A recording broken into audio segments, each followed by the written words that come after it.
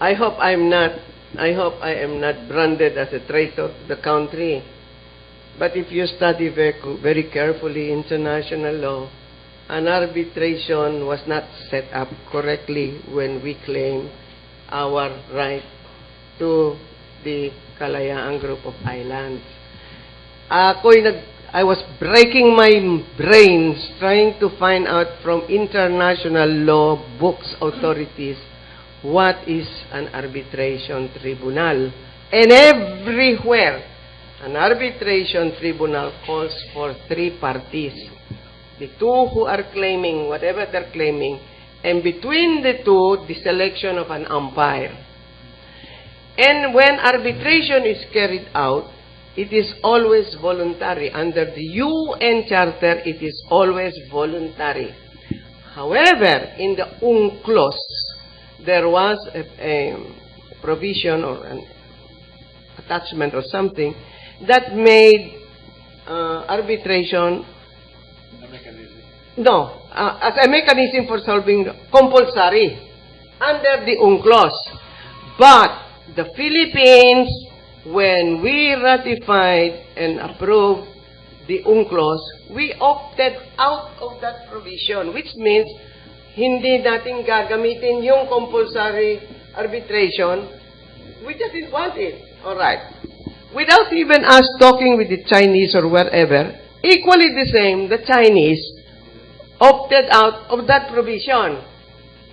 So, both the Philippines and China cannot invoke compulsory arbitration under the UNCLOS because we both opted out. So, what is the remedy? Dalhin natin sa UN. Under the UN Charter, which is voluntary arbitration. Philippines wanted it. Ayaw ng China. Voluntary. They say, you cannot tell China, "Hoy, you have to do it." Because, no, it's voluntary. So what did we do? We went and proceeded to set up an arbitration panel.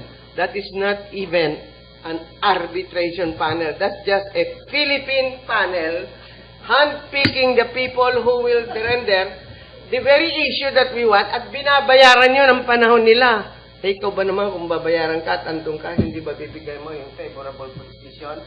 That is why China is questioning. Now, I'm not trying, please understand, I'm not trying to be traitor to my country. I love my country. Pero hindi tama. Sino may sulsul nyo? Kayo nang draw the conclusion, ano? However, the very fact that that decision was given, it has brought to the attention of the world that we have a basis to do some claiming on the South China Sea of the KGI. Pero it does not bind anybody. It's just a position taken by the Philippines, and with the arguments we're giving, ito importante at bakit importante sa atin sa Pilipinas. But that's, to me, an opinion of a plus for us. But it does not bind China nor anybody else in the world. Ngayon, kung magkakaroon tayo ng new process of settling the issue, we will. Kaya, in this point, tama si Presidente Duterte. Tabi muna yan, at the proper time, ilalabas natin. What about the mechanism for bilateral negotiation? Yun na nga, bilateral yun. Ito na yun. Ito na yun, China and the Philippines. Walang makikialam. Wala nang makikialam. Unless we invite others na makialam.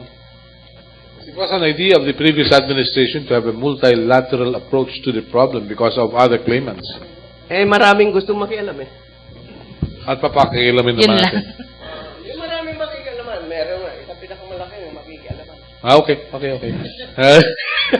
Well, with that, we bring to a close another special edition of our Tapatan sa Aristocrat on ASEAN and related issues. Thank you very much to such a wonderful panel today. Former Ambassador Rosario Manalo, an eyewitness to the signing of the Bangkok Declaration of the Association of Southeast Asian Nations, and former Ambassador Donald D., who happens to be with the business. Oh, well, yung West Philippine Sea, alam mo, ang totoo niyan, pabalik-balik tayo. Ako gusto ko, tinanong ko nga si Secretary Lorenzana, na pwede ba tayong pumunta doon, papasok tayo sa mga Spratly Island yun, ng barko natin. Of course, it should be a Coast Guard. We do not send gray ships to mga warships dyan. Na para ipakita lang natin sa top Pilipino na baski ng ilang balik natin doon, wala talagang mangyari because we are not in the possession of the sea. Sided with America and so many issues, including this one. Pero kung sabihin mo that America will go to war because of the Philippine Sea, tapos tayo ang mag-umpisa. Ang sa ano doon that alam mo doon sa Mutual Defense Treaty, I don't know if I'm right, only if we are being attacked and assaulted. Yes. It is not, does not include a war that is initiated by us. Yes. Correct. So, yung mga, may mga, alam ko may mga military na may nagre-retire. Ano bang gusto ninyo? Ako, I am ready. Ay, anak ng waiting. If just a matter of going there and looking for trouble and maybe violence, okay sa akin. But I said, at what cost would that be to the country? Wala. Hindi tayo pwedeng pumunta doon magipag-away for the simple reason that particular provision in the RPUS states that only when we are being assaulted or being there in a war not of our own making.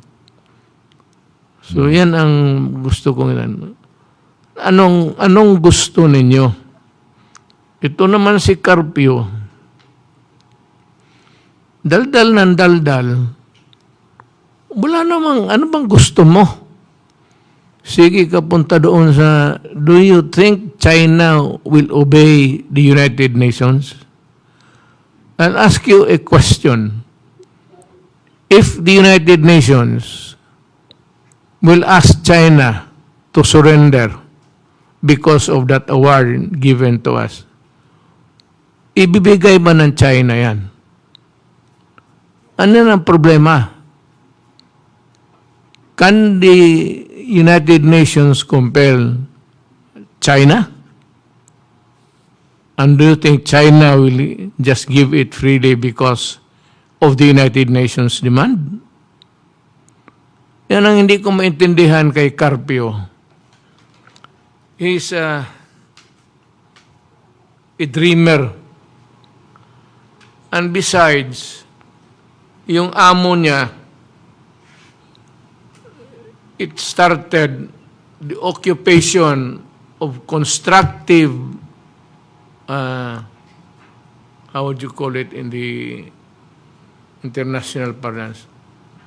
The constructive occupation of China happened during the Aquino administration. May isang barko doon, nagpadala tayo. There was a standoff.